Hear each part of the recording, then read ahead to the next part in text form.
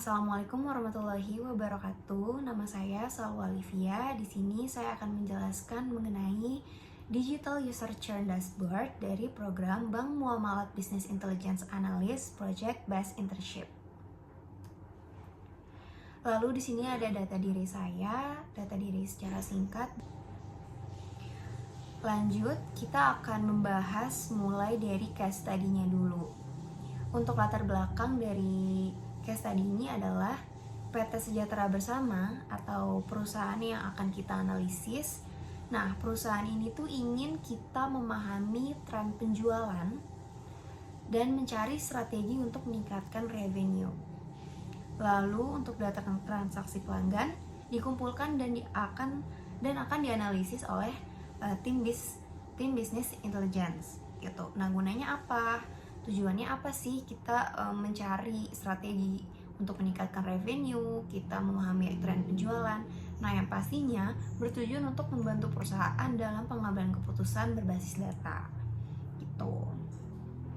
Lalu di sini ada beberapa problem dan goals-nya, yaitu untuk problemnya, yang pertama kurangnya wawasan terhadap tren penjualan, lalu kesulitan dalam mengoptimalkan stok produk, strategi pemasaran yang kurang efektif, lalu yang terakhir ada kesulitan dalam mengukur performa penjualan. Nah, dari problem-problem yang sudah kita jabarkan tadi, yang pastinya perusahaan punya goals itu sendiri, dimana kita bisa lihat dari problem yang sebelumnya kita jelaskan gitu. Yaitu yang pertama, meningkatkan efisiensi pengelolaan data penjualan, memahami pola penjualan, mengoptimalkan strategi bisnis, mengembangkan strategi peningkatan revenue, membantu pengambilan keputusan berbasis data. Selanjutnya di sini ada relasi antar table, di mana dalam analisis ini kita itu hanya menganalisis dari 4 table, yaitu ada table orders, ada table product kategori, ada table customer, ada table product. Nah, dari table-table tersebut mereka ini memiliki relasi nih antara satu table dengan table yang lain gitu. Jadi untuk relasi antar tablenya di sini ada table orders terhubung atau berelasi dengan table customer melalui primary key yang sudah kita tentukan, yaitu customer ID. Lalu ada masih dari table orders yang terhubung atau berelasi dengan table products melalui primary key product name. Lalu yang terakhir ada table product yang terhubung dengan produk kategori melalui kategori ID. Selanjutnya di sini ada tampilan dari user churn dashboard yang telah saya buat, di mana ini adalah dashboard dari PT Sejahtera Bersama yang telah saya implementasikan menggunakan Looker Studio. Lalu dari dashboard yang ada di gambar ini, saya akan menjelaskan lebih rinci lagi nih tentang penjelasan mengenai gambar-gambar yang ada pada dashboard tersebut. Kita mulai saja. Ini untuk hasil analisisnya. Di sini kita bisa mulai dari total sales, total quantity, total sales berdasarkan kategori produk, ada total quantity berdasarkan kategori produk. Nah, di sini kita bisa lihat bahwa total sales-nya itu mencapai 1,8 juta US dollar. Dan untuk total kuantitinya itu mencapai 11,7 ribu unit. Lalu kita bergeser ke kurva atau grafik yang di tengah ini merupakan total sales berdasarkan kategori produk. Nah, di mana kita bisa lihat bahwa dari data yang udah ada, oh ternyata kategori robot ini memiliki nilai sales yang paling tinggi nih, sekitar hampir lebih dari 700 ribu. Lalu diikuti dengan kategori drone. Kategori ini berada di posisi kedua dalam kontribusi penjualan. Lalu diikuti dengan training videos, e-books, dan blueprints yang memiliki nilai penjualan yang lebih rendah dibandingkan dengan kategori-kategori lain. Selanjutnya adalah kurva atau grafik yang paling pinggir, yaitu adalah total quantity berdasarkan kategori produk. Nah, Di sini kategori produk e-books ternyata memiliki jumlah penjualan tertinggi, tetapi dengan harga yang kemungkinan lebih murah dibandingkan dengan kategori lain. Tuh. Selanjutnya ada trending videos juga memiliki jumlah penjualan tertinggi, di mana berarti trending videos ini memiliki atau menunjukkan banyak nih permintaan dari pelanggan mengenai kategori produk ini gitu. Lalu diikuti dengan robots dan robot kids, di mana memiliki jumlah yang lebih sedikit nih dibandingkan dengan kategori lain.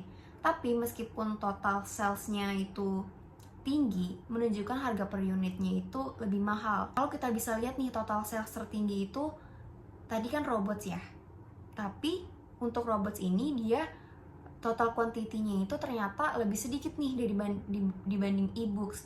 Nah, di sini bisa kita lihat bahwa robots ini walaupun dia untuk total quantity-nya sedikit, dia itu ternyata harganya itu lebih mahal. Itulah alasan kenapa robots ini memiliki sales paling tinggi di antara kategori-kategori lain. Gitu.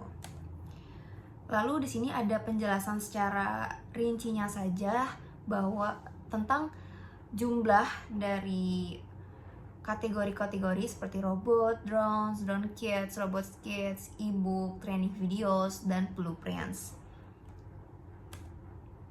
Ini juga hasil secara rinci ya, ini adalah jumlah secara jelasnya. Untuk lebih fixnya, kayak e-books itu ternyata quantity yang terjual itu mencapai 3.123 buah dan seterusnya. Lalu selanjutnya di sini ada hasil analisis untuk total sales berdasarkan customer city, dimana untuk gambar ini sendiri saya menggunakan Looker Studio. Lalu saya menggunakan diagram maps untuk mempermudah kita dalam menganalisis total penjualan berdasarkan customer city gitu. Di sini untuk keterangannya, untuk bubble yang paling kecil di sini menunjukkan bahwa total sales atau penjualan dalam negara ini itu yang paling terkecil gitu. Lalu sebaliknya untuk bubble yang paling besar, ini bubble yang besar ini menunjukkan bahwa total sales terbesar yang ada pada negara ini gitu. Bisa kita jabarkan, ternyata tuh total sales terbesar itu ada pada kota Washington nih, sebesar 55.381,94 US dollar gitu. Lalu untuk total sales terkecilnya berjumlah 17,98 US dollar, di mana ini berada pada kota Metairie. Nah, selanjutnya di sini ada hasil analisis dari total sales dari waktu ke waktu. Jadi penting bagi kita untuk bisa memahami data yang memang telah ada pada gambar ini, karena biar kita tahu nih, seperti case yang ada pada sekarang itu kan perusahaan ini memberikan case untuk menganalisis penjualan dari tahun 2020 sampai tahun 2021. Nah, di sini sangat penting bagi kita buat tahu nih, kira-kira terjadi penaikan, penurunan, dan fluktuasi yang drastis atau tidak. Dan dengan adanya ini kita bisa mengetahui nih penyebabnya apa sih kira-kira, atau mungkin karena ada suatu penyebab, suatu alasan yang mungkin memang harus dievaluasi, seperti itu. Jadi kalau kita bisa jabarkan seperti pada gambar ini, di awal 2020, pada tepatnya Januari sampai Juli 2020, di sini memang total penjualan ini cukup tinggi nih, sekitar 87.000, lalu mengalami penurunan ke bawah 70.000 dan naik turun beberapa kali. Nah, selanjutnya untuk pertengahan 2020 nih sampai akhir 2020 ada kenaikan yang signifikan di sekitar Agustus sampai Oktober. Kurang lebih dari sini, ini kan Juli ya. Ini Agustus, Oktober, lalu dia stabil lagi, ya kan? Nah, dari Agustus sampai Oktober dia mendekati 90.000 lagi nih. Tapi nggak lama setelah itu kembali turun stabil ke kisaran 70.000. Lalu di tahun 2021, lebih tepatnya dari awal bulan, dari Januari sampai Juli, ini dari sini, dari Januari sampai Juli ya. Januari, di awal 2021 penjualan sempat menurun tajam, kurang lebih dari sini, dari bulan Maret ya, dari Februari Maret ke sini ke April, ini benar-benar terjadi penurunan yang tajam hingga mendekati 60.000. Namun pada pertengahan 2021, sekitar dari Mei, ini dari Mei ke Juni, terjadi lonjakan drastis hingga hampir 100.000. Wah, berarti ini lebih tinggi ya daripada penjualan awal, daripada awal bulan 2020 gitu kan. Nah, seperti ini nih, kita harus menganalisis kira-kira kenapa ya kok ini bisa sangat melonjak tinggi gitu. Apakah ada event atau ada apa, atau tren atau apapun itu. Kita harus menganalisis nih penyebab ini ada pelonjakan yang sangat drastis ini tuh kenapa gitu. Nah, tapi seperti yang sudah dijelaskan tadi, terjadi lonjakan drastis hingga hampir 10.000, dimana ini juga merupakan puncak tertinggi di seluruh periode. Tapi setelah puncak, penjualan drop lagi, dropnya sangat tajam sehingga kembali ke bawah 60.000. Lalu terjadi lagi naik turun dan berakhir pada sekitar 70.000 di akhir grafik gitu. Nah, selanjutnya di sini ada hasil analisis dari total kuantitas berdasarkan customer city. Dimana di sini kita bisa lihat ya bahwa kota Washington ini memiliki nilai kuantitas paling tinggi, dimana untuk customer city di kota Washington ini terjual sekitar 308 unit produk gitu. Lalu Houston di sini setelah Washington berada di posisi kedua dalam kontribusi penjualan. Lalu diikuti dengan city-city lain sehingga terdapat York yang memiliki kuantitas terendah sebanyak 6 unit.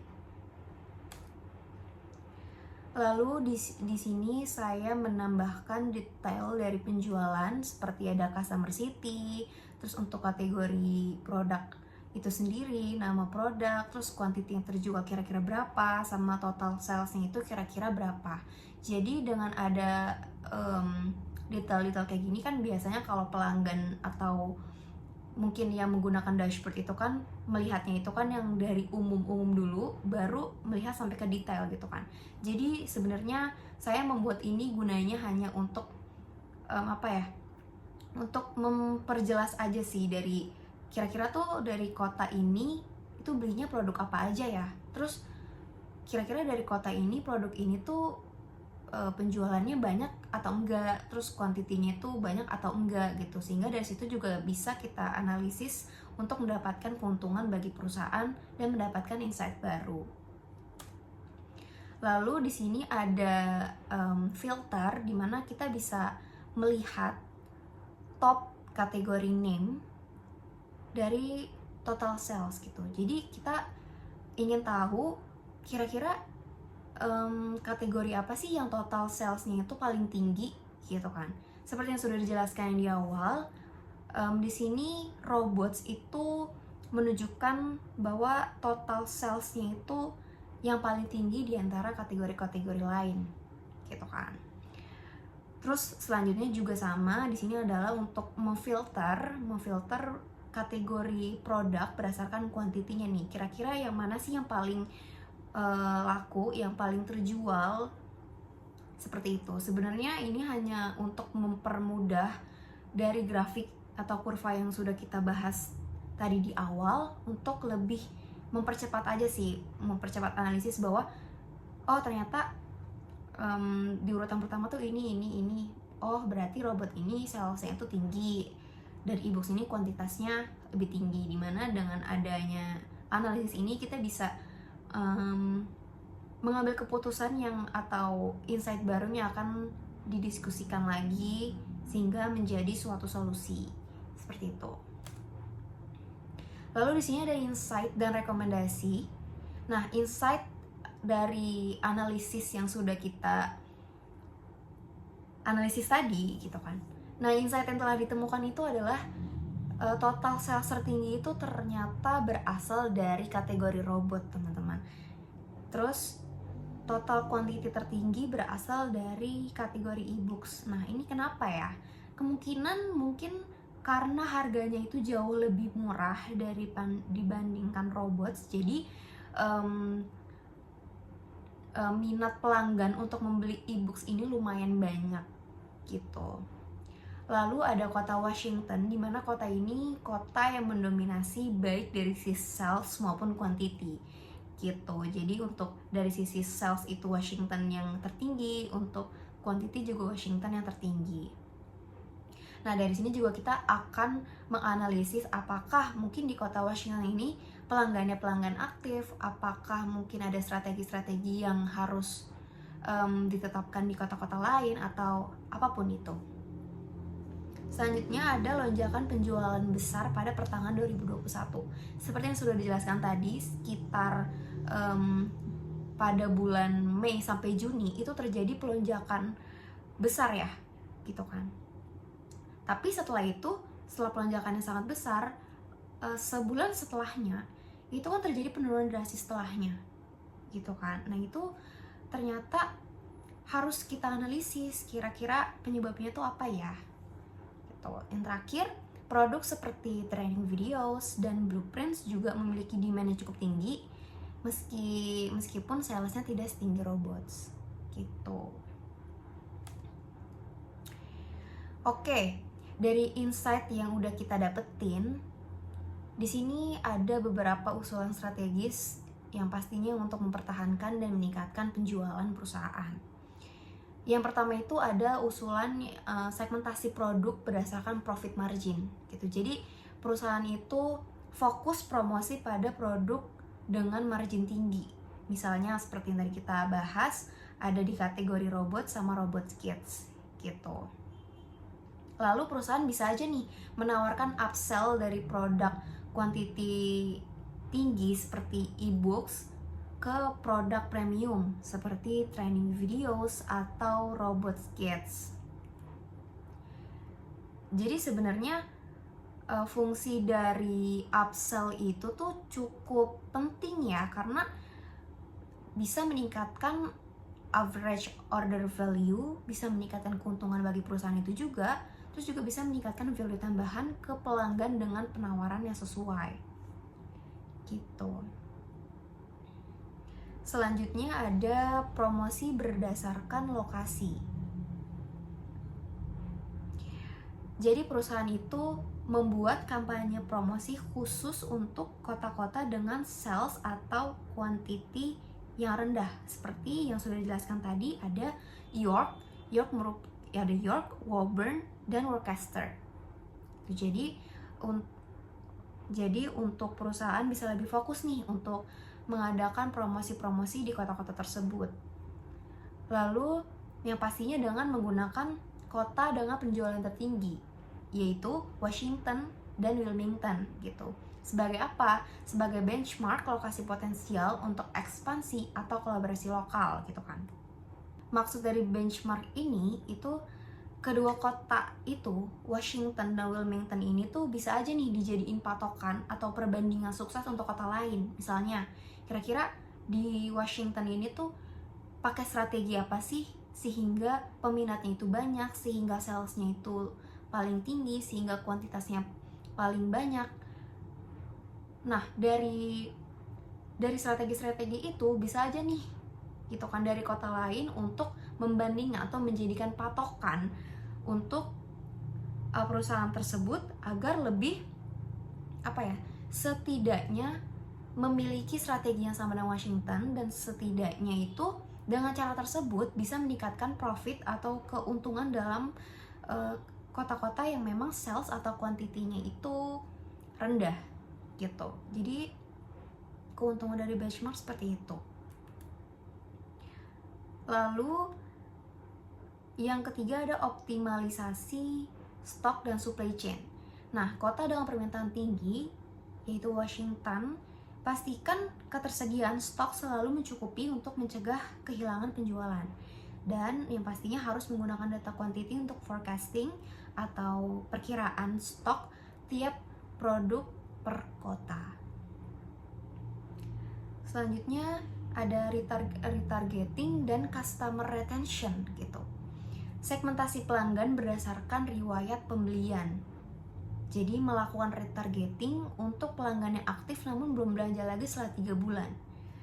Jadi ada beberapa pelanggan yang memang sebulan sekali beli atau mungkin seminggu sekali beli gitu. Jadi perusahaan itu sangat penting untuk retention gitu, untuk segmentasi pelanggan berdasarkan riwayat pembelian nih. Kira-kira bulan ini pelanggan ini udah belanja ini belum ya? Udah belanja produk ini belum ya?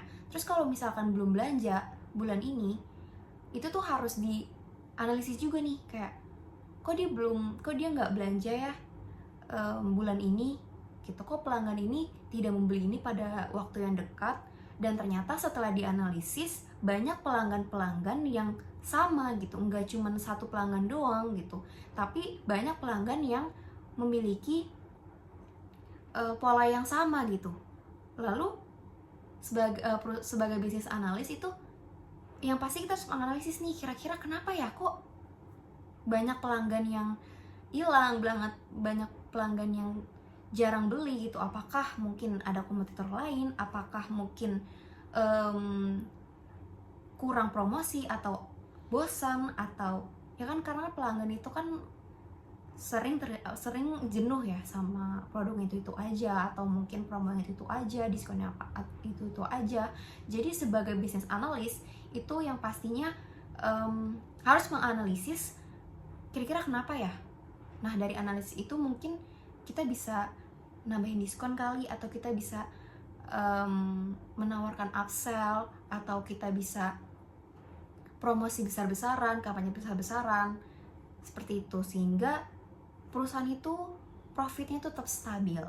Dan yang pastinya kita itu bisa lebih dekat dengan pelanggan. Lalu bisa juga dengan penawaran bundling, diskon musiman, atau akses eksklusif. Biasanya memang yang bundling kayak gini bisa lebih diminati dengan pelanggan.